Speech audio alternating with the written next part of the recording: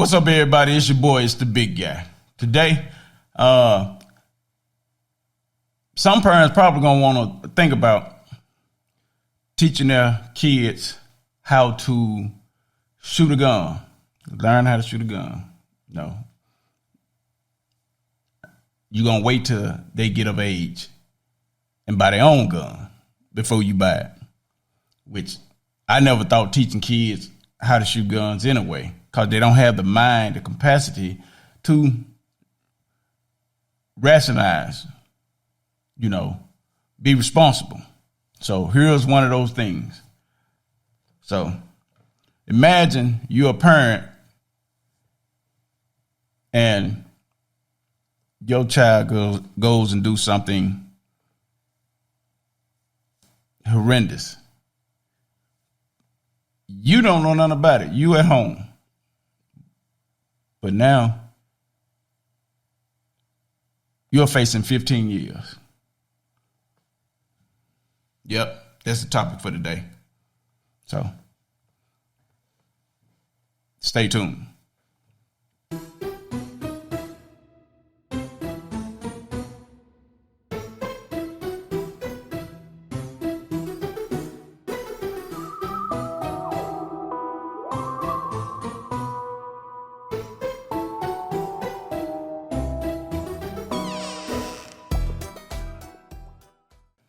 It's the big guy. Jennifer Crumbley, mother of Ethan Crumbley, found guilty of involuntary manslaughter in her son's school shooting. Here's the story. Jennifer and her husband, don't remember his name right now, but the husband went and bought the son a gun, use it for hunting and target practice. Say target practice, or teaching them how to use a gun. Okay. So now Ethan has been having problems going through things or whatever. But like any other typical kid, might have some some problems going on that he's not sharing with his parents. But now, Ethan decides to go shoot up the school. Yes. In 2021, this is what Ethan does. The parents at work. He's at school. They put up the gun, hid the gun, she hid the bullets, but Ethan found out what a gun and bullets were, and he took it to school. They get a call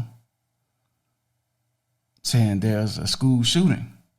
So she rushed to go pick up her son. She's trying to find, but he don't answer. Not knowing that her son is the school shooter. So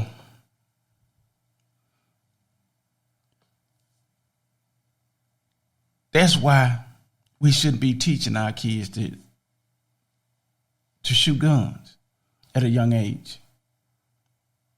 They're not ready. Now, the mother and the father, they're on separate trials. They're not trialing them together.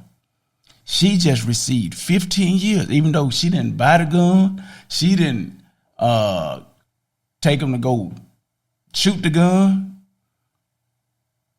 or anything. But they blaming her because they said she didn't recognize the problems. But check out this news brief. They'll explain a little more to you. Stay tuned. Let's check this out. This is an NBC News special report. Here's Kate Snow.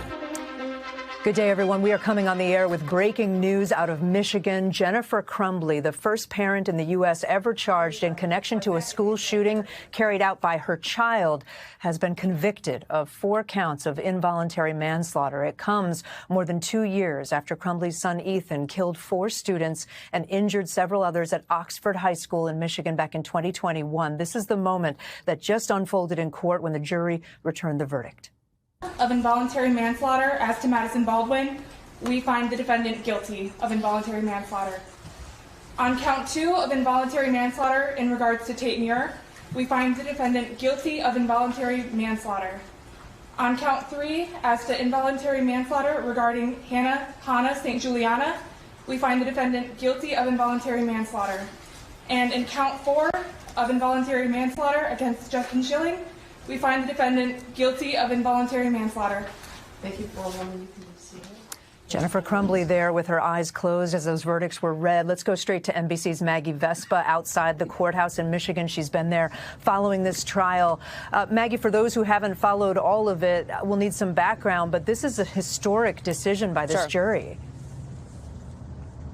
Yeah, Kate, exactly. As you said, keep in mind, this is America's first parent to ever be charged in connection with a mass school shooting carried out by their child. We're talking about the 2021 massacre at Oxford High School. 4 classmates killed by Jennifer Crumbley's then 15-year-old son, Ethan Crumbley. And basically what prosecutors had to argue was one of 2 things. The judge telling the jury, reminding them about these sort of bars to clear yesterday, reminding jurors that either the prosecution had to prove that she was grossly negligent in the way she secured the gun that the couple, both parents, had given to their son leading up to the shooting and secured the ammunition. And that gross negligence, the judge instructing the jury, would have then had to have been the way that Ethan got access to the gun and then allowing him to kill 4 classmates. That was kind of bar number 1. Or, the judge said, the prosecution had to prove that Jennifer Crumbley effectively declined to fulfill, as she phrased it, her legal duty as a parent in the state of Michigan and exercise what they call reasonable care, protecting other people from being hurt by her child based on what she knew about Ethan's behavior at the time. The entire argument from the prosecution, sort of overarching in this case, is that Jennifer Crumbley ignored mounting red flags about Ethan's mental health, his behavior at the time. He had texted his mom things like he was hearing hallucinations, seeing demons in their house. He had teachers had flagged multiple times that he had been exhibiting violent behavior in class. And on the morning of the shooting, the dean of students at the school and a guidance counselor calling Ethan's parents to the school to say that they had again witnessed more potentially violent behavior, and that on a homework assignment that he had written things like blood everywhere and the thoughts won't stop, help me. So again, the entire case has kind of been from the prosecution side that she had all of this information, and effectively, instead of getting her son help leading up to this shooting, both parents instead bought Ethan a gun, took him to a shooting range, taught him how to shoot, and then failed to secure that gun leading up to the 2021 massacre. It's worth noting Jennifer's husband, James, also charged separately. His trial is set to begin on March 5th. And then one final note, parents of the victims have been inside that courtroom day after day, watching this play out, watching the jury's reactions, watching them take notes, watching them cry while some of the surveillance video and the images were shown during that trial. And now they're getting the verdict so many of them were hoping for, guilty, Kate, on all 4 counts. And Maggie, we only saw when the verdicts were read and the reaction of Jennifer herself. Do we know if there's any reaction yet from those families, or are they all still inside the courtroom? They're still inside the courtroom at this time. After that moment that you just played out on the air, they went through and they did the pool from the jury, having each of them confirm that this was indeed their verdict, guilty on all 4 counts. It has to be a unanimous jury here in Michigan. So this is still ongoing, and we are just here waiting for those families' reactions, knowing this has to just be an incredibly surreal, gutting moment. They're still dealing, of course, Kate, with the tragedy that unfolded here. Absolutely. Maggie Vespa, thank you. Let me bring in our senior legal correspondent, Laura Jarrett, who's been watching all this as well.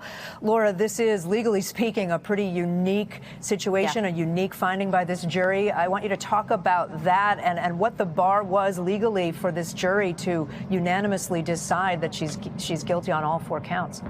Kate, it's a historic ruling, and the prosecutors had acknowledged this could have been a really uphill battle for them. They had to convince this jury that she should have done more, that as a mother, she should have recognized the warning signs, that she should have recognized her son's cries for help, then 15 years old, telling her he was hearing voices, drawing disturbing pictures, even on the morning of that shooting, deciding not to take him out of school, despite the fact that the school had called her and her husband up there saying, look what he's drawing, you need to get him into counseling within 48 hours. And instead of getting him into counseling, they left him at that school, and that's when the shooting took place, Kay. It's interesting, this is a jury that had parents on there, and yet this is still the decision that they reached.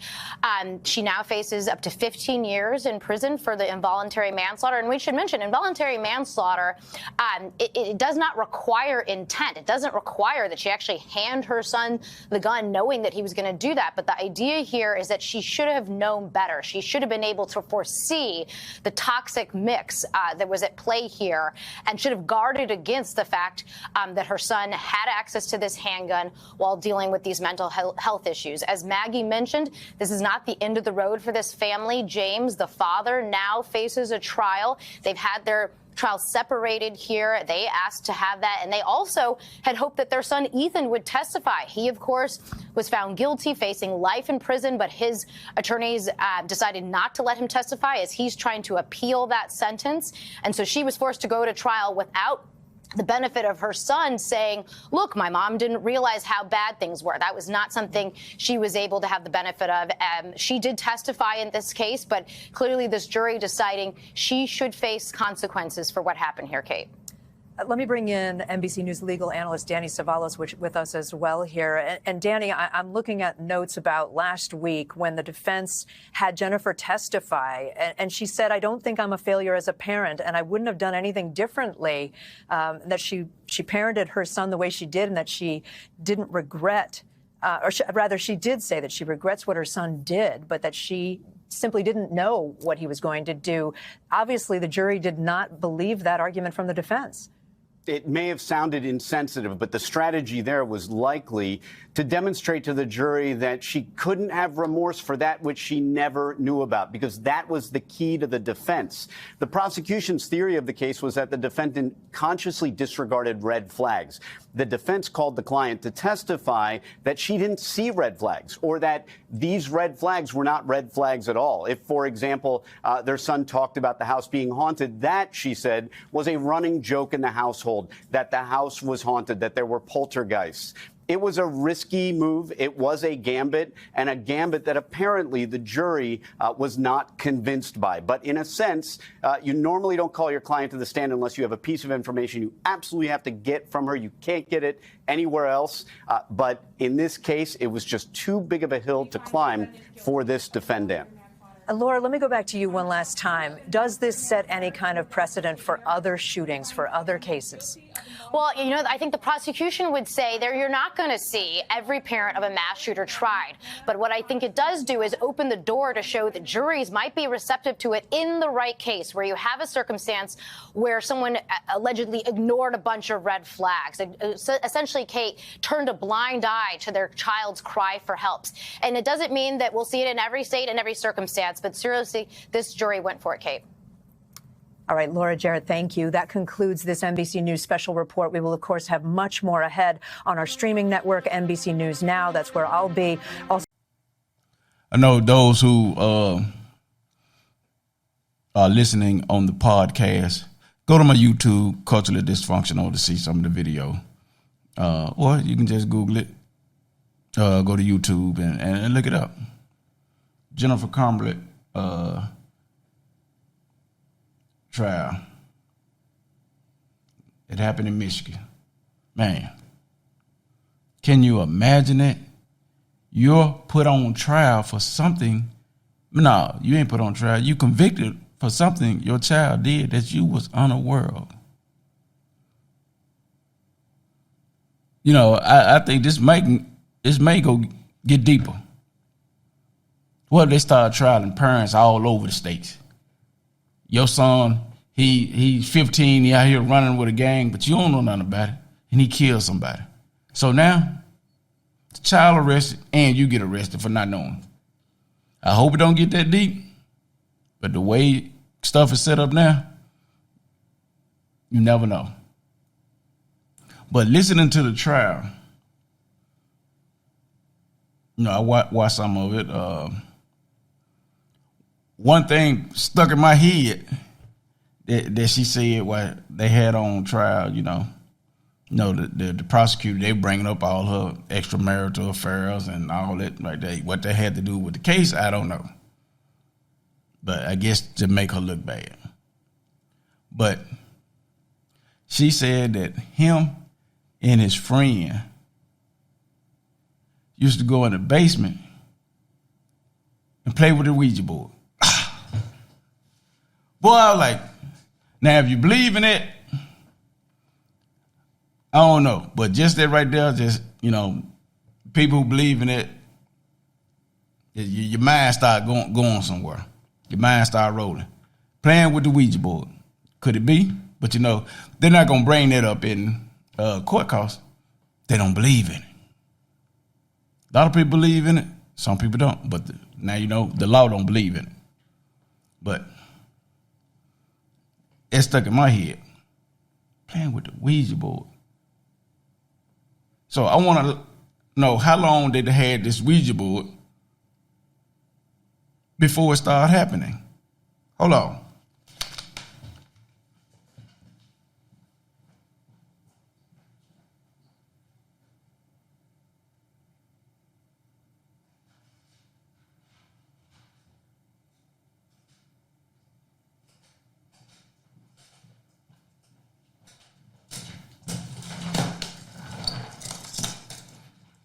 I'm back, but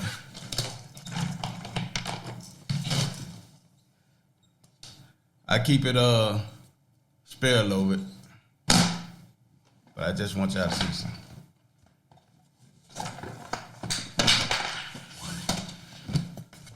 Could this have been the problem? Could this have been the problem? I don't know. I'm just saying, you know.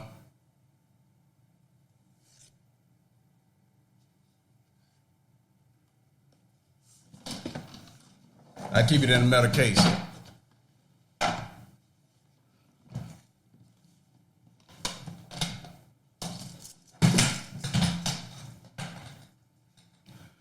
The Ouija board, ladies and gentlemen. If you're scared of them, don't get one. I'm a filmmaker. Well, I'm trying to be a filmmaker. I'm an aspiring filmmaker. And I'm using it in a movie, working on a movie. But that's what it is, ladies and gentlemen. I ain't never just played with it, you know. I pull it out, you know, whatever. But I don't know. That right there stuck in my head. It stood out to me. I ain't gonna say stuck in my head, but it stood out to me. But just think about how scary that is as a parent if the law start charging and convicting parents for something that their child done.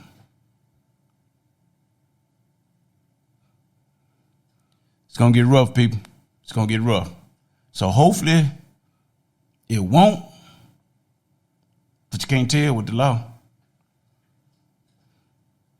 But y'all seen the news report, but go watch the trial. Okay, now, here, this one I don't get right here. Here in Memphis, crime is out of control. Killings, murders, you know, robberies, everything, every day. They're making laws, making gun laws, but not understanding your gun laws only affect the law-abiding citizens. You're protecting the criminals. Watch this video.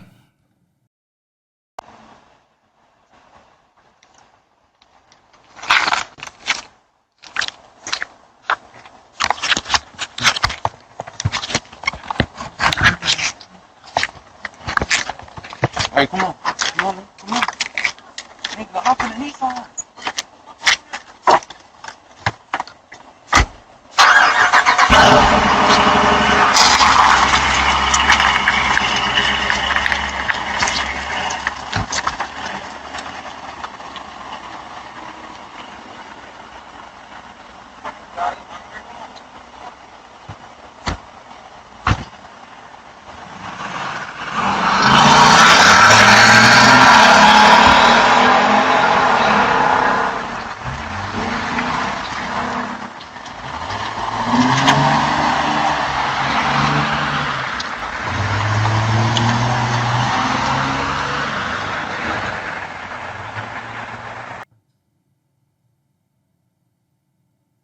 Okay.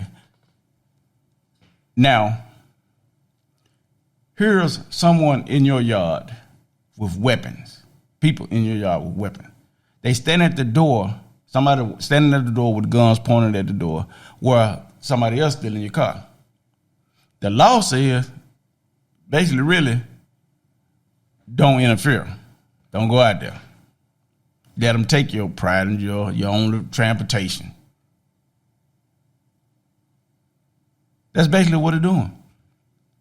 You can't go out there and defend yourself. Your life and your family is already under threat because they're aiming the gun at the door, saying whoever come out, you're going to be killed. That's already the threat. So why the homeowners, the people, can't go ahead and eliminate the problem if they can? Why do the people got to suffer? Why the people can't fight back? You say you don't have enough cops. You say you don't have a chief that can get the job done. So people are living in fear for years. I don't care what mayor you put in there. I don't care what chief you put in there. Only thing changing is the crime getting worse. But if a person takes out the enemy, which are the robbers, the killers, they going to jail. Why? The law-abiding citizen goes to jail, but the criminal goes home. Get up the next day and go do it to somebody else. The math ain't mathing. This is happening everywhere. All over the place. These young folks just terrorizing the people. The laws won't,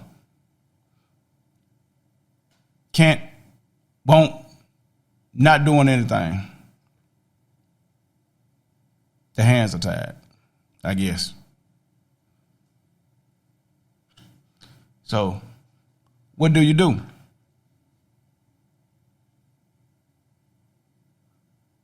Look how many cars have been stolen over the years. Every year, people's cars get stolen. Insurance is constantly increasing. Murders. Y'all finding bodies every day. Probably 1 out of 10 get solved. They get solved because they snitch on themselves or something. You're not doing a good job. You got the new mayor in here, ain't nothing gonna change. Still gonna be the same.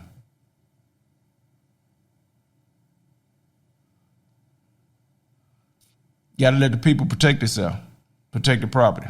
You gotta change some laws. I know you're trying to pass a law talking about a no bond for certain crime.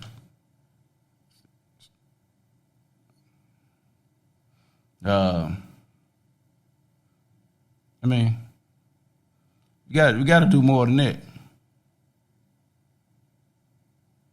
But, you know, I'm just the big guy, the podcaster. I don't know. I just try to stay out of the way. But It's scary, people. It's scary. The laws can't protect you. They can hinder you, but they can't protect you. Take you to jail for defending yourself, but they can't protect you.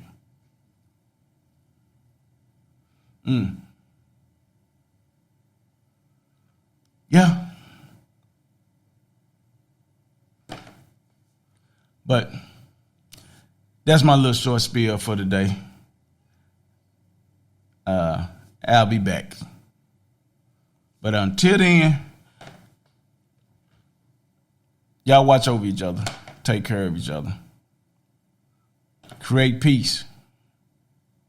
I got another topic coming up, but I just had to jump over here and get this one out the way. But till next time, here's the big guy.